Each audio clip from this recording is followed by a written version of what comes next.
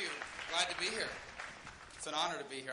I heard I just missed Dominick and Sue, who had flown out of here.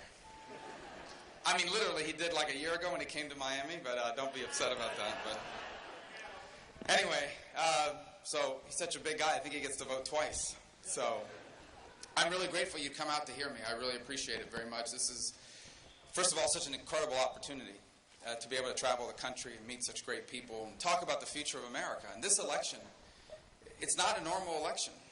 I know that every 4 years they tell you this is the most important election in our lifetime, and we heard that every 4 years. Let me say it differently. This election is a different election than any that's happened in my lifetime, because this election actually comes down to a generational choice. What's at stake in this election is not simply what party is going to be in charge or what candidate we're going to elect. What's at stake in this election is what kind of country are we going to be in the 21st century. There's no doubt who we've been up to now. The most incredible country in the history of the world. It's still the greatest country in the world. We have a lot of problems, but we are still the greatest nation on this planet. You know why I know that? Because the richest people in China buy American real estate. Richest people in China send their children to American universities. Some to the University of Michigan. Which, I always do this, it's politically incorrect, but we're going to beat you in the bowl game with the Gators. You got a really good coach, so anyway, you should see that does horrors to my numbers in New Hampshire when I'm always beating up on Tom Brady, but because the Dolphins are in the same division, and I wish he would just retire. But anyway, let me get back on politics. The point is that this is such an important election because our identity as a nation is at stake. And right now, the road we are headed on, the road this country's on right now, will leave us as the first Americans ever that are going to leave their children worse off than themselves. That's never happened in the history of this country. Over 200 years of American history, and never has a generation left the next worse off than themselves. But that is what we are on the verge of doing in America if we keep doing what we are doing now. And I say this to you without any pleasure. If the next 4 years are anything like the last 7 years, we may very well be the first generation to leave our children worse off than ourselves. That is the bad news, and that's why people are so frustrated. That's why there's so much anger and so much resentment towards Washington, because over the last 10 years, it doesn't seem to matter who we elect. Republicans, Democrats, a combination of both, nothing changes, nothing happens. The same problems, the same issues hang around. They seem out of touch with what's happening in our lives, and they seem out of date in their ideas, not realizing how much the economy has changed and how dangerous the world has become. I mean, perhaps the best example of it was Sunday night the president gave a speech. Well, it was supposed to be a speech to reassure Americans. I wish he had never given it. Here's the gist of the speech in 10 seconds. I'm Barack Obama. Not literally. I don't want people to use that. I refuse to call this a war on radical Islam. We're going to keep doing the same thing we're doing now and stop being so discriminatory. End of speech. No mention whatsoever about the challenges we face around the world, what an incredible risk radical jihadists have become to America, and how justified people are in being concerned about the future. No new strategy about how to address it. And so people look at that, and they look at all the other things that have happened, and they look at the fact that even though we elected a Republican majority to the Senate, nothing seems to change, and the frustration is deep, and it is real. And we must understand that and speak to it. But here's what I also want you to take away. That while we need to be realistic about our challenges, we should also be optimistic about our opportunities. For though we today are headed on a road of decline, it does not have to be that way. If we do what needs to be done, our children and our grandchildren and the young people here today can become the freest and the most prosperous Americans that have ever lived. And the 21st century can be a new American century, the greatest era in Americans' history. What it will take to do that are three important things. The first is we need leaders that understand that the economy doesn't grow because of political figures. If a politician tells you that they created 1 million jobs when they were governor or they were president, that means they grew government by 1 million jobs, if they're telling the truth. Government does not create economic prosperity. The private sector creates economic prosperity.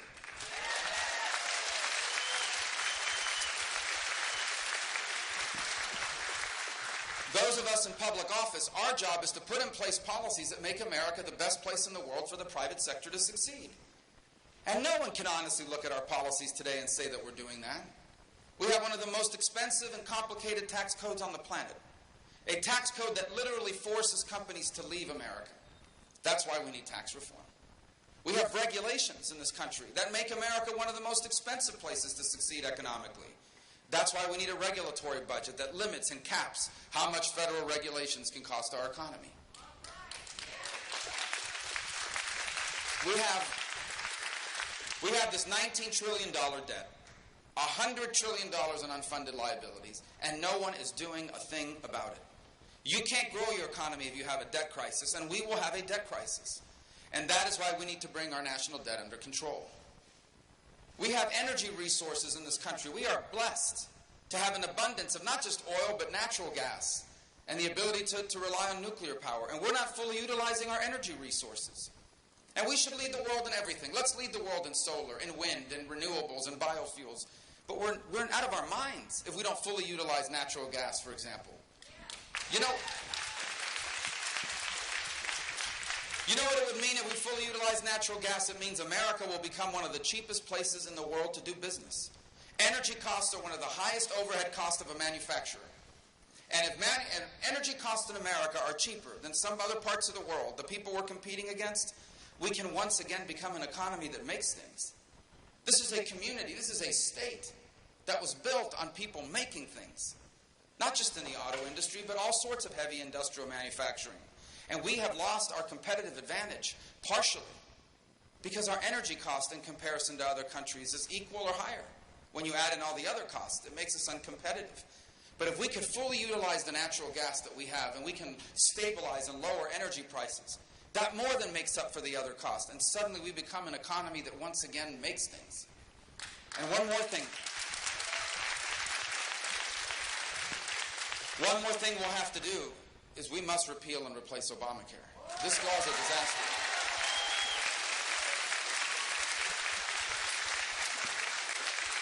I believe it needs to be repealed entirely. And here's the good news. Every single candidate running for president as a Republican supports repealing and replacing Obamacare.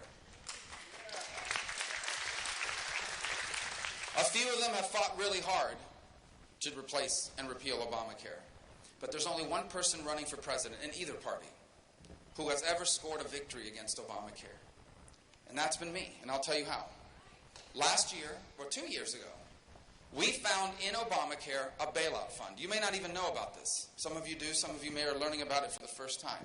There was a provision in the law that said that if insurance companies participating in the Obamacare exchanges lost money, the American taxpayer would bail them out. So last year, I was able to insert in the budget at the end of the year a provision that took that out. And this year,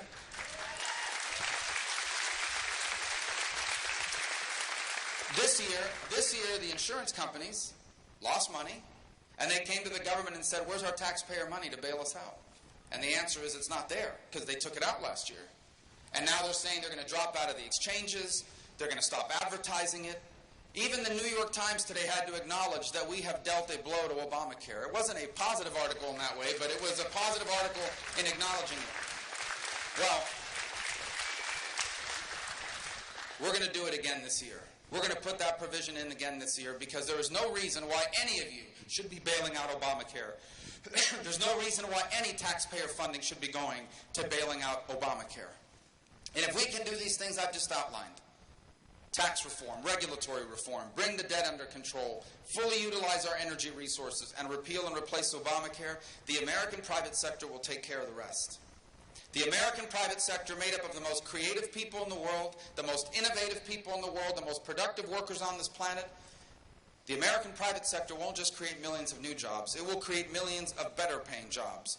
Jobs that pay substantially more than the jobs we've lost and the jobs that are being created now. But those jobs will require more and different skills than jobs have ever required, which is why the second thing we must do is make it easier and cheaper for people to get the skills they need for those better paying jobs. For me, the foundation of that must be a return to vocational and career training. At some point in this country's history, we started telling young Americans that vocational training are for the kids that aren't smart enough to go to college. That's a lie. Those are incredible jobs. Those are the jobs that help build the state. Those are the jobs that serve as the backbone of this country and our economy. And we stopped teaching people to do this work. We stopped teaching young Americans to be welders, pipe fitters, machinists, and plumbers. We stopped teaching them to be auto technicians or airplane mechanics. And we have a shortage of people in these fields. When I'm president, I won't just use the bully pulpit of the White House to talk about how good these jobs are. I will make it easier for young people to acquire these skills. I will open up federal financial aid to high school students. And they will be allowed to use that financial aid to go to high school in the morning and vocational training in the afternoon. And when they graduate at 18 years of age, they're not just going to have a high school diploma. They will be industry certified and ready to work in a vocational career, making $40,000, $50,000, or $60,000.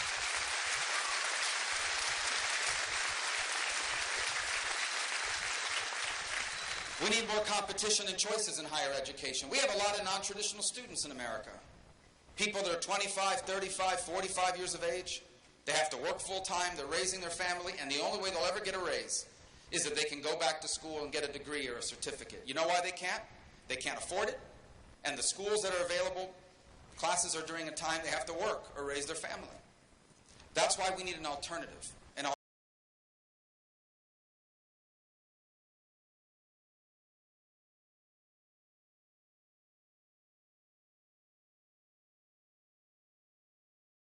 Alternative model that allows people to get credit based on what they know, not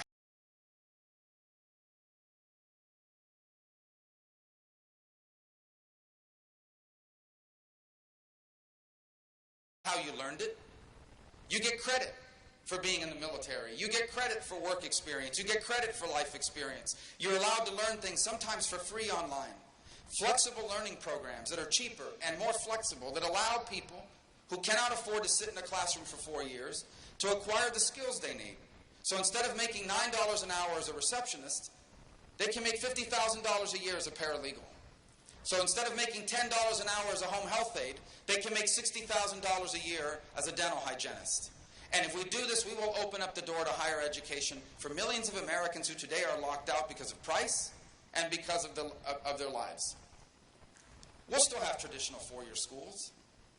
But we can't. We've got to do something about this massive student loan problem we have. $1 trillion of student loan debt. I myself owed over $100,000 in student loans. I know what it's like to have to pay, at one point, I think it was $1,200 a month for my student loans. This is crippling millions of people in their dreams. It's ruining their credit. It's locking them out of home ownership or entrepreneurship. It begins by creating more choices, more alternatives to the student loan, like the student investment plan that will be particularly useful.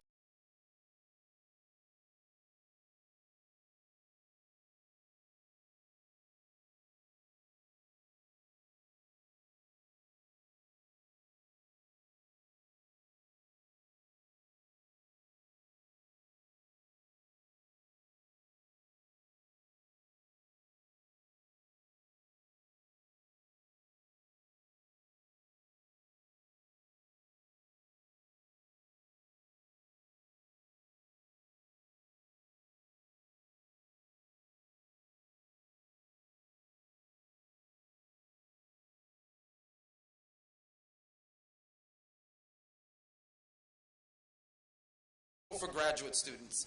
It will allow you to go to a private investment group and have them pay your tuition like they would invest in a small business. And if you become financially successful, they can make their money back with a profit. And if you're not, they lost their money because they made a bad investment. But all the risk is on them. It's not on your credit report. It isn't a debt that you can't discharge even with bankruptcy. We'll still have people that have to take out loans, but when I'm president, you're going to have a lot more information. Before anyone takes out a loan when I'm president, they will be told how much people make when they graduate from their school with a degree that they're paying for. So young students in America can make an informed decision about whether they should borrow thousands of dollars to pursue a degree in whatever it is they've chosen. And I'm telling you that if we can do these two things I've outlined, give our free enterprise system, our private economy, a chance to compete, and make it faster and cheaper for our people to acquire the skills they need, there is no economy on this planet that will be able to compete with ours. There is no nation on earth that can create prosperity the way we will be able to. And we won't just have an economic recovery, we will have an economic renaissance. But there's one more thing we need to do. It perhaps is the most important thing. No, it's not perhaps, it is the most important thing the federal government does, and that is keep us safe. And today, the world has grown incredibly dangerous.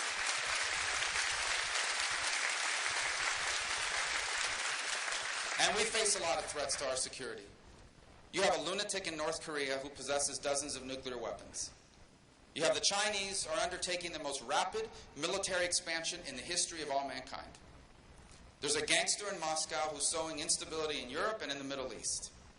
A radical, apocalyptic Shia cleric, the Ayatollah of Iran, is about to receive $150 billion of sanctions relief, which he will use to sponsor terrorism, which he will use to build a long-range missile to hold America hostage, and which he will eventually use to either buy a nuclear weapon from North Korea or build one of his own. These are real threats. And then you add to that the threat of radical jihad, which is a real and present threat. And it has manifested itself lately in the face of an organization unlike any we've ever seen, ISIS. ISIS is a group we need to understand if we are to defeat them. ISIS is not simply a radical jihadist group, it is an apocalyptic group. ISIS has a monthly publication called Dominick, D-A-B-I-Q. I don't suggest you Google it too much because you might wind up on a watch list. But I'm just telling you, they have an online magazine called Dominick. Very professionally done. If you read this thing and you look at it online, you'd think it was something produced out of New York. The typeset, the pictures, very professionally done. You know why it's named Dominick? Dominick is the name of a city in Syria.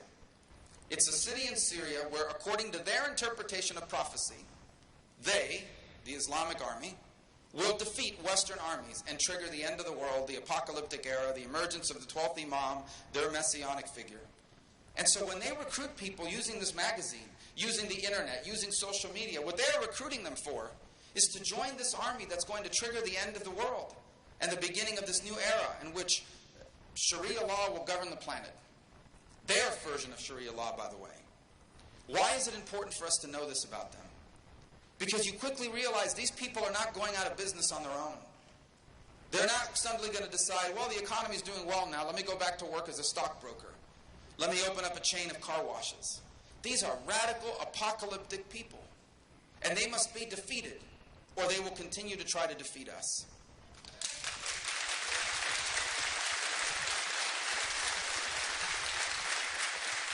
The nature of this threat begins with the presence they have in the Middle East.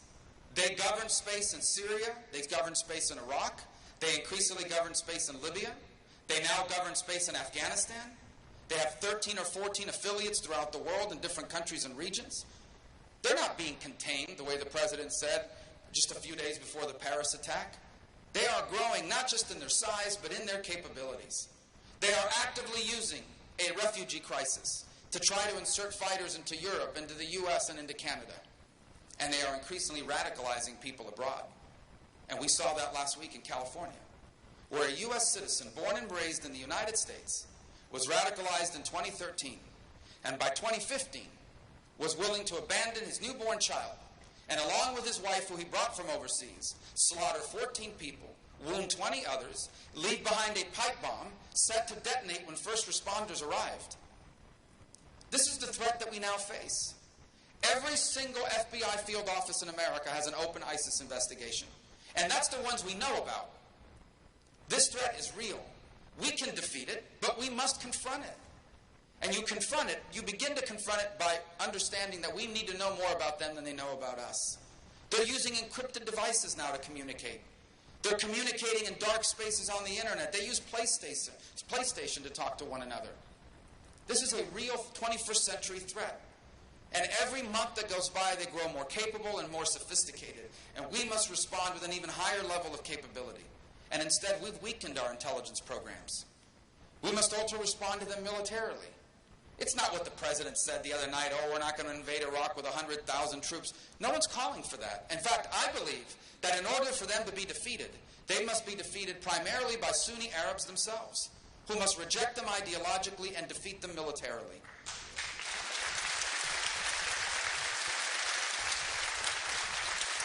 It cannot, I heard some people suggest, leave it to the Kurds. It can't be the Kurds. The Kurds can liberate and keep free Kurdish areas, but Kurds will not and cannot liberate Sunni areas. It is Sunnis themselves that must reject this group ideologically and defeat them militarily. And that's why we need to ask more of Jordan and Egypt and Saudi Arabia, because they're coming for them next. And so they must provide ground troops, and we will help them. We must embed more special operators, especially to call in airstrikes. We must increase the airstrikes with higher precision than what we're conducting now by having those spotters on the ground call in the strikes. We must provide more logistical support and intelligence support to the fighters on the ground. We have no choice. Either we defeat them or they will continue to grow. And eventually we will have to confront them. But we will have to confront them when they've grown larger, richer, and more powerful. I'd rather deal with them now. And it begins by rebuilding our military. Now,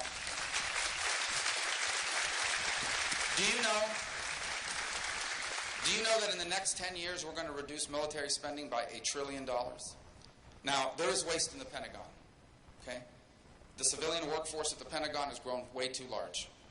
Meanwhile, we have a VA that can't even take care of our veterans. The Pentagon spends too much money on procurement. That means when you buy a computer, you're paying a lot less than they're buying computers for. That needs to change. Because every dollar that's being wasted is a dollar that isn't defending you. But I want you to understand there is not $1 trillion of waste at the Pentagon. And the consequences of these cuts are dramatic.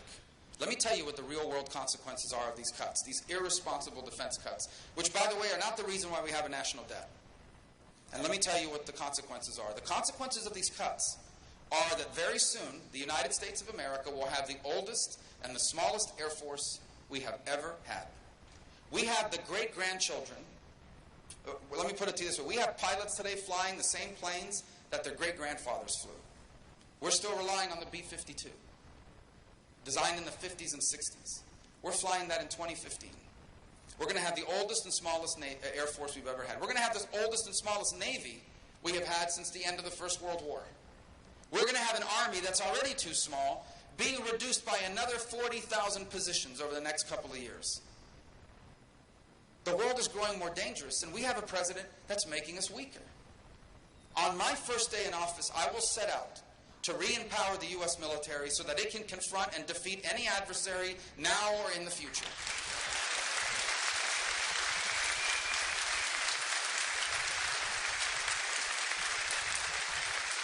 And we're going to have a foreign policy of moral clarity.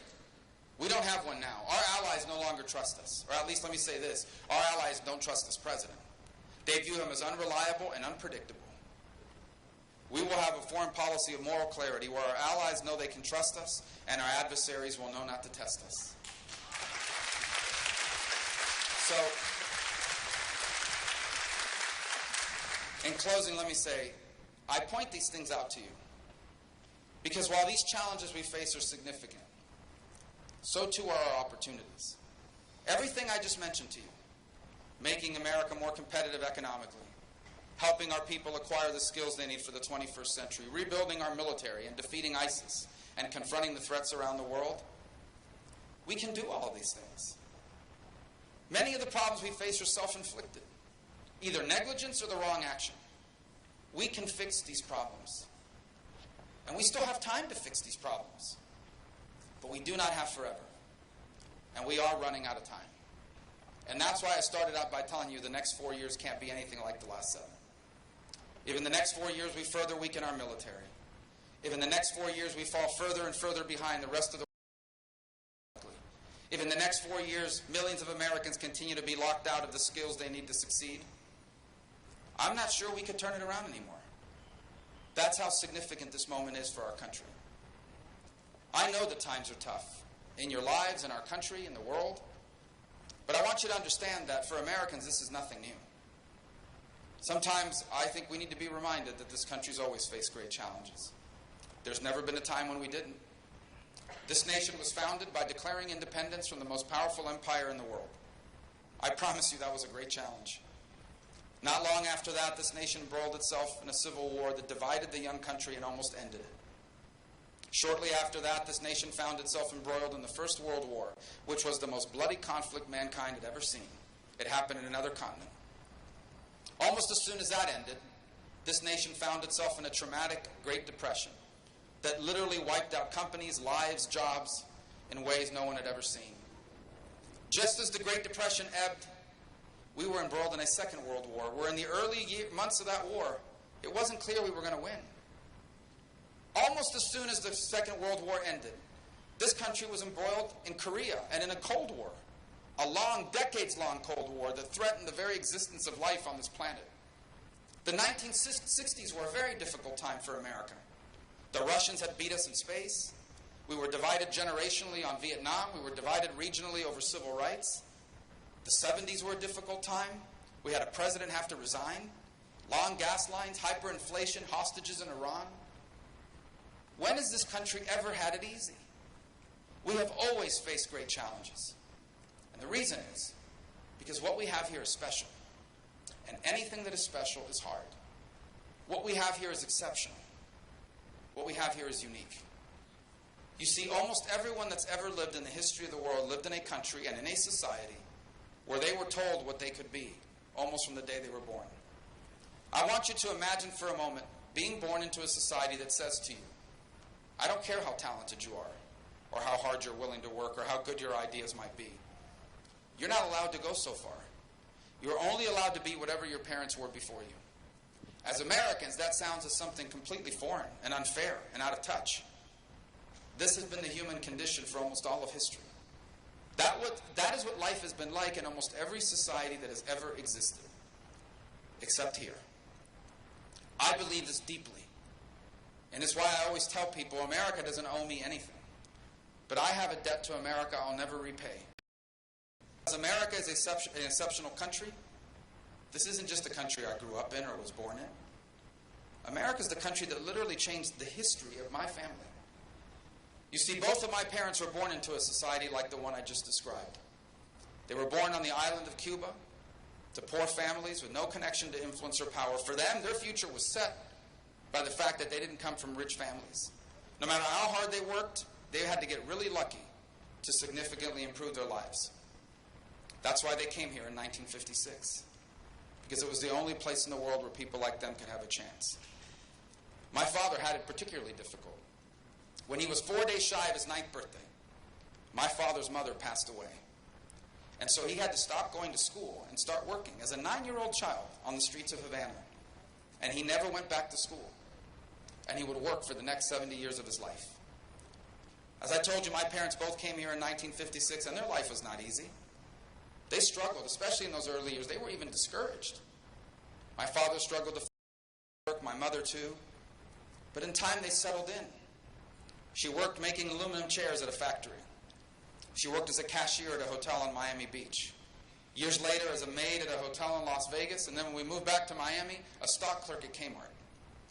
My father was primarily a banquet bartender, which meant he worked on nights and on weekends and on holidays and on days he didn't feel like working. He had to work. He stood behind a small portable bar in the back of a banquet hall all those nights. So one day I would have the chance to be anything I wanted. And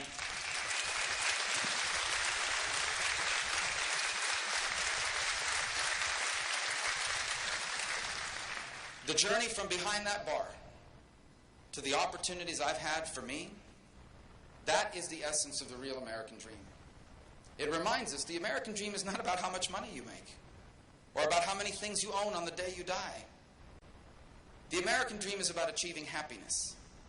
And for my parents, happiness was giving us the chance to do all the things they never could. Opening up the doors for us that had closed for them. Ensuring that what happened to them never happened to us. That's why I always tell people, I don't come from a rich and powerful family, but I come from a successful one. Because my parents were able to give us a life they never had, and never would have had America never existed. And that's not just my story. As Americans, that is our story. For every single one of us here is a generation or two removed from a story similar to that. Every single one of us is either the child or the grandchild or even the great-grandchild of someone who undertook incredible hardships and sacrifices so that one day you could be anything you wanted. Maybe that was your grandparents that did that for your parents. Maybe that was your parents that did that for you. Or maybe that's you doing it for your children now. And it reminds us that what makes America a special country is not that we have rich people, because every country in the world has rich people. Even the poorest country in the world has rich people. What makes America so special is that here there are millions of people that will never be rich, but achieve happiness. Because they find a job that pays them enough to own a home in a safe and stable neighborhood. A job that allows them to raise their family and retire with dignity and leave their children better off than themselves. And so the question of whether or not we remain a special country will be determined by whether that's still possible. By whether the people that clean our rooms at hotels and park our cars and prepare our meals and serve our tables and mow our lawns, will they be able to do for their children what my parents did for me and what your parents did for you? Well, if they can, then this country is about to embark on the greatest era in its history. And if they can't, then we've become just another country. An important country and a powerful one, but no longer special. That is what's at stake in this election. That's why I chose to run for president. And that's why I'm so passionate about earning your support. Because I believe that if we do what needs to be done, we won't just save that American dream that makes it special. We can expand it to reach more people and change more lives than ever before. And the 21st century won't just be as good as the 20th century. It'll be better. It'll be a new American century. And it can begin here in Michigan, both in your primary and in your general election. Because I'll tell you this, I believe with all my heart that if I can earn your support and win this primary here on the 7th of March, is that where it is now? 8th. Well, I'll be ready for you on the 7th. If I can win this primary on the 8th of March, I believe I'll be your nominee. And if I can win this state in the general election, I will be your next president, and together we will usher in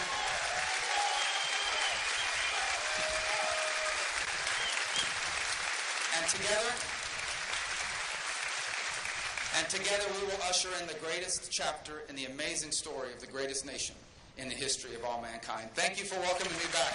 I look forward to coming again.